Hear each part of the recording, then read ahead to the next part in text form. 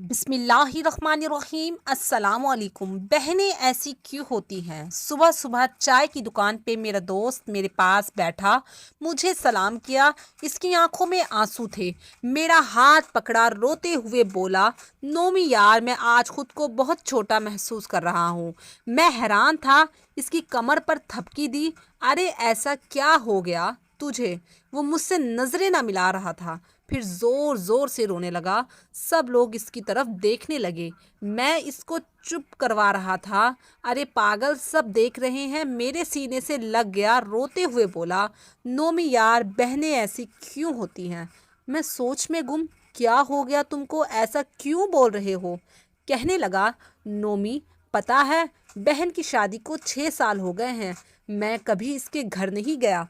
ईद शबरात कभी भी नहीं गया।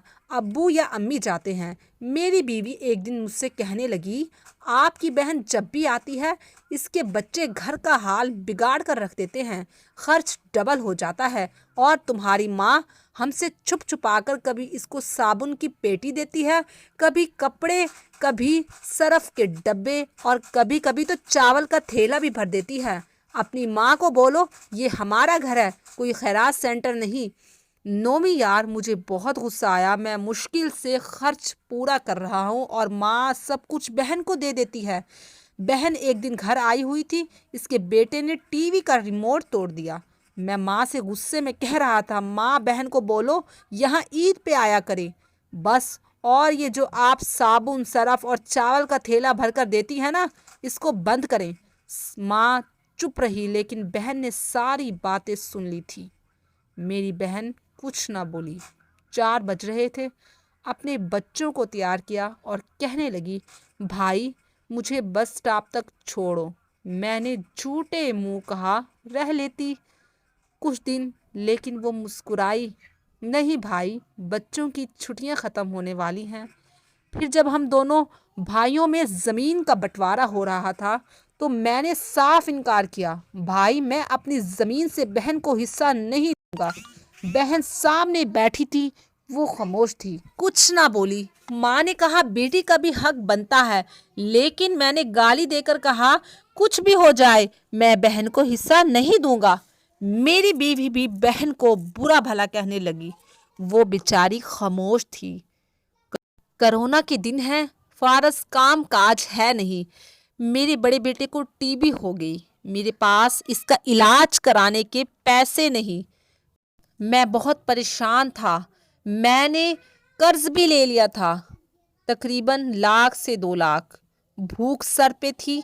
मैं बहुत परेशान था। कमरे में अकेला बैठा था, शायद रो रहा था हालात पे। इतने में बहन घर आ गई। मैं गुस्से से बोला, अब ये आ गई है मनहूस।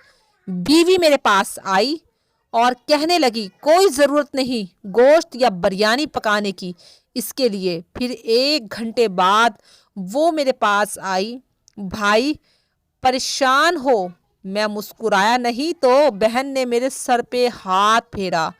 बड़ी बहन हूँ तुम्हारी, और तुम मेरी गोद में खेलते रहे हो। अब देखो, मुझसे बड़े लगते हो। फिर मेरे करीब हो गई, अपने पर्स से सोने के कंगन निकाले और मेरे हाथ में रखे और आहिस्ता से बोली, पागल, तू ऐਵੇਂ परेशान होता है। तेरा भाई शहर गया हुआ था और बच्चे स्कूल गए हुए थे। मैंने सोचा दौड़ते दौड़ते भाई से मिलाऊं, ये कंगन बेचकर अपना खर्चा कर, बेटे का इलाज करवा। मैं खामोश था, बहन की तरफ देखे जा रहा था। वो आहिस्ता से बोली, किसी को बताना ना कंगन के बारे में तुमको, मेरी कसम। मेरे माथे पे बोसा किया और 1,000 रुपया मुझे दिया, जो 150 के नोट थे। शायद इसकी जमा पूंजी थी। मेरी जेब में डालकर बोली, बच्चों को गोश्त ला कर देना, परेशान न हुआ कर। तेरे भाई को तनख्वाह मिलेगी तो तब दोबारा आऊंगी। फिर जल्दी से अपना हाथ मेरे सर पे रखा और वो जल्दी से जाने लगी। इसके पैरों की तरफ मैंने देखा तो टूटी हुई जूती पहनी हुई थी, पुराना सा दुपट्टा ओढ़ा हुआ था। جب بھی آتی تھی وہی دوپٹہ اوڑھ کر آتی تھی۔ یار نومی بہن کی اس محبت میں مر گیا تھا۔ بھائی کتنے مطلب پرست ہوتے ہیں، بہنوں کو پل بھر میں بیگانہ کر دیتے ہیں، اور بہنیں بھائیوں کو ذرا سا دکھ برداشت نہیں کر سکتی۔ وہ ہاتھ میں کنگن پکڑے زور زور سے رو رہا تھا۔ اس کے ساتھ میری آنکھیں بھی نم ہو گئی تھیں۔